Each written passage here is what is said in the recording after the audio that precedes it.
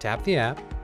On the services bar here at the bottom, next to the names of the services, you can see that some of them have a little dot next to them.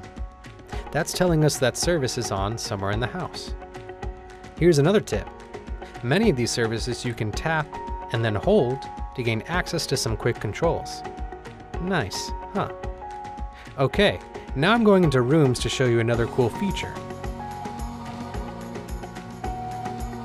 Notice the order of the services here.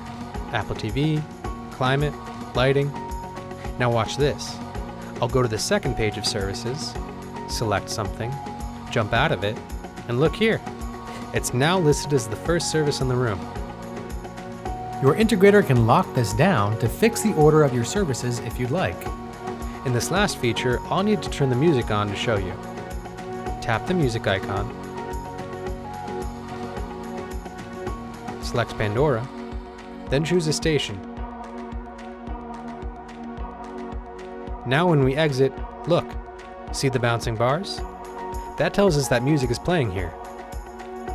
Alright, we're having a little too much fun, so I'm going to save some other cool tips for another video. See you next time.